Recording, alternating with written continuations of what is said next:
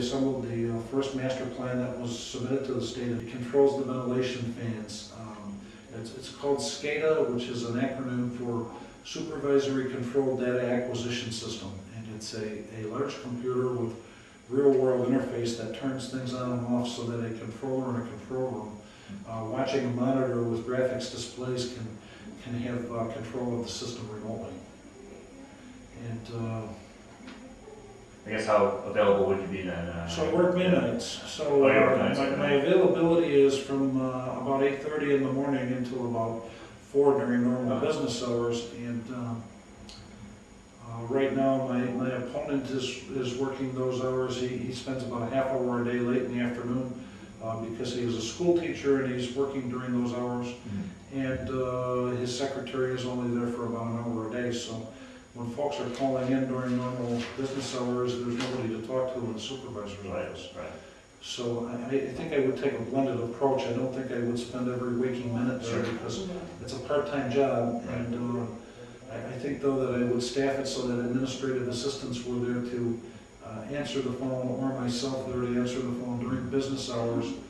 And when I'm not there, I have a cell phone that I carry with me all the time. I pay for the cell phone myself. The taxpayers don't pay for it, but I have it so that I can be accessible to the taxpayers. That's one of the reasons I got into town government. It's for the people of our community. Right. What is your view of the propositions on the town ballot to turn 2-year terms into 4-year terms for 4 different jobs, I think? Well, I'll answer it this way. My voting record is that I voted no against it in committee along with another councilman. By democratic process, I was unsuccessful, and I think that's wonderful, and now the voters have an opportunity on referendum to decide whether they want it or not. Now the reasons why I voted no. First of all, I believe the system has worked very adequately for 100 years that I'm aware of, and probably more. And I think our forefathers, when they architected the system, were very savvy and spent a lot of time to figure out what was going to be the best possible scenario for this thing. And secondly, I think that it should be the voter's choice as to whether a candidate is reelected or not. If the guy's doing a good job, they should reward him by reelecting him. If the guy isn't doing the job they expect, they certainly should make a change, and they shouldn't have to wait 4 years to do it. I'm a little bit opposed to government taking away our rights, and I kind of support the right of the voter to make the decision. I turned around then, and well, let me give you the third reason before I go on. The third reason was that I actually like to get out there and campaign. I like to see the people in the community. I like to one-on-one exchange the ideas. I like to discuss the issues with them.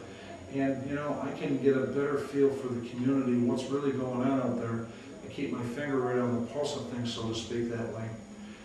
Many times when folks come into the town hall, it's such a sterile atmosphere that they either don't let their hair down, or they're already so aggrieved that their problem, you're not going to get to the root cause of the problem. So by going around campaigning every 2 years, I get a better overall assessment of what's going on in the community. The council terms are 2 years, and the council terms aren't affected by this decision. This decision affects the town supervisor, the town clerk, the town highway superintendent, and the tax collector. Okay. Putting that aside, I changed hats. It occurred to me, well, why if I'm running for this job, why wouldn't I want a 4-year job? Why do I want to go out and campaign again in 2 years? And I think about that often, and the answer keeps coming back the same way. We're creatures of habit, and I don't care whether you're a politician or any other walk of life, a newspaper man, an office worker. And when we have jobs, especially in the public sector, that might be 4 years long as opposed to 2 years. When I'm in a 2-year position, I know the voters are looking at me in 2 years. So that means I'm going to take a little bit harder push at getting things done, and I'm going to stay active. Whereas in a 4-year term, you could become a little bit complacent and allow things to slide that probably shouldn't slide. Now, I buffer that with the fact that government decisions have to be well-thought decisions. They have to be informed decisions. And every time in my experience I've seen a decision that's been reactive to a situation, more often than not it's come behind us to bite us.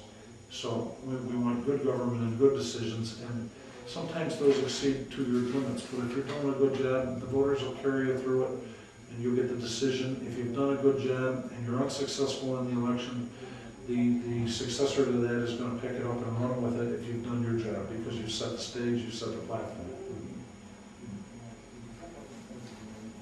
Anybody else? Karen? That's it.